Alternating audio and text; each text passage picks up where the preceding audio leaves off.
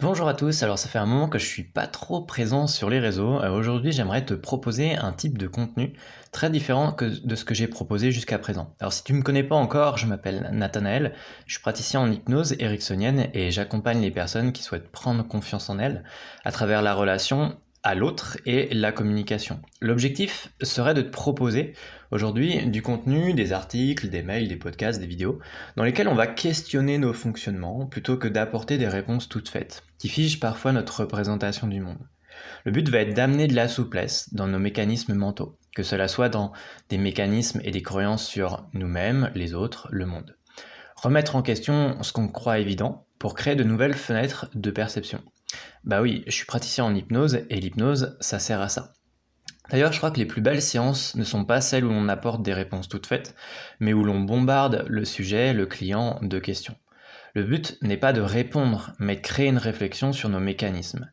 L'idée est de partir avec un état d'esprit ouvert, en comprenant bien que ce que je vais dire dans mes mails ou mes podcasts ne sont pas plus vrais que d'autres points de vue.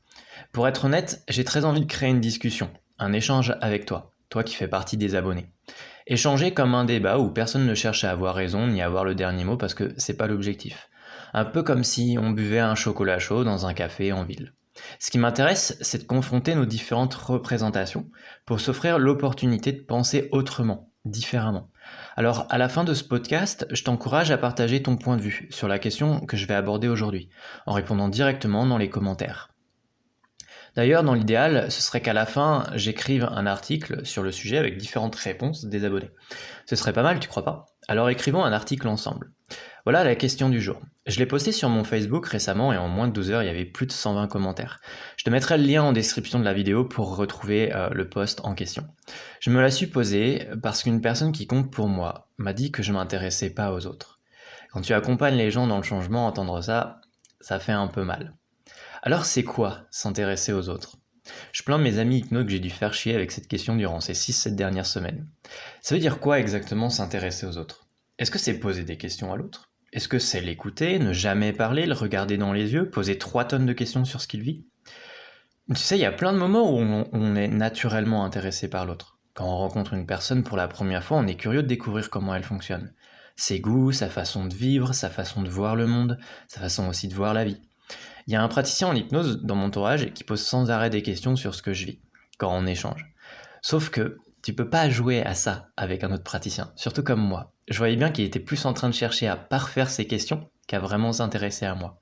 Quand on pose des questions à la personne en face de nous, pour qui on les pose? Pour l'autre, de manière à ce qu'il évolue dans son monde? Ou pour nous, parce qu'on bosse sur l'hypnose ou une autre technique de communication?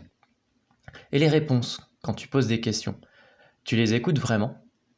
Et donc, ouais, je vais être chiant, je te préviens. C'est quoi ne pas s'intéresser aux autres? Je pense que la question de s'intéresser aux autres est indissociable de ne pas s'intéresser aux autres. Récemment, j'ai discuté avec un ami hypno avec qui d'ailleurs j'aime bien m'accrocher.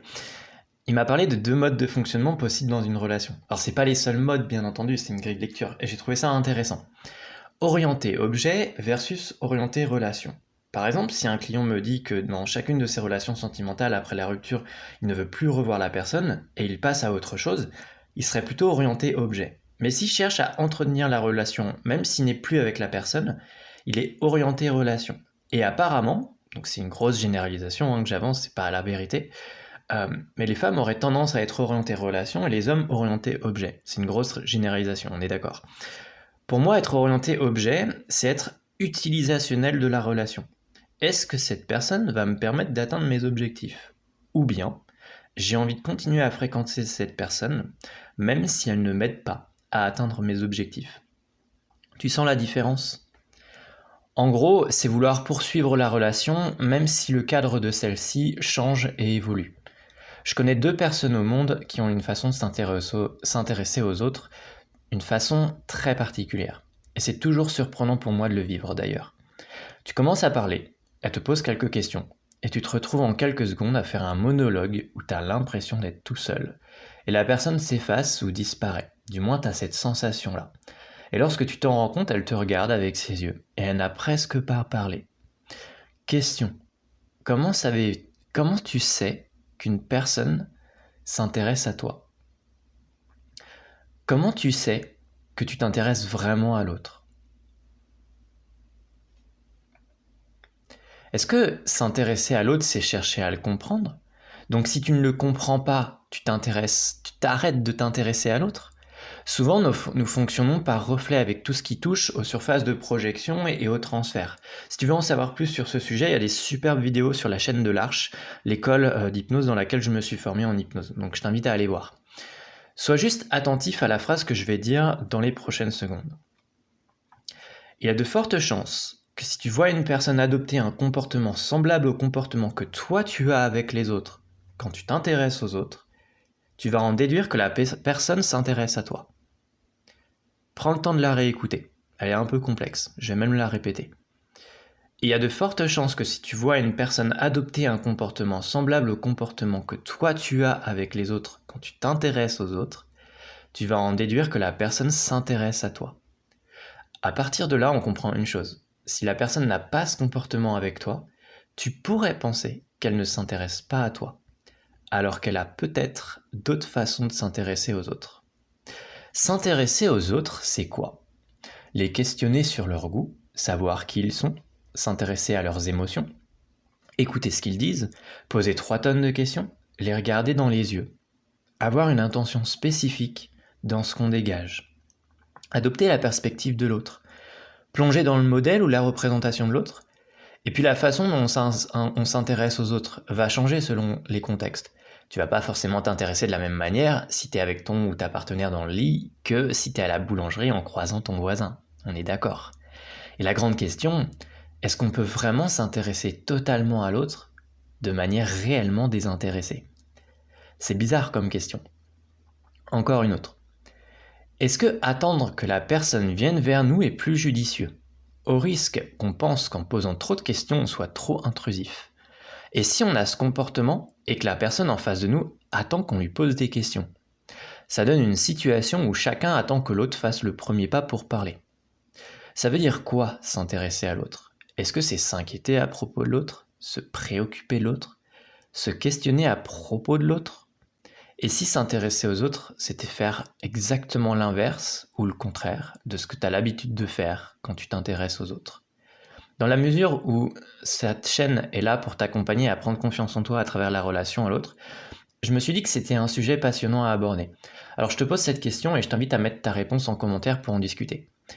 Mais ne réponds pas avant d'avoir vraiment fait le tour de la question. C'est quoi s'intéresser à l'autre pour toi? Ces 6 dernières semaines, je sors presque tous les soirs me balader pour réfléchir à cette question. Et j'en ai toujours pas fait le tour.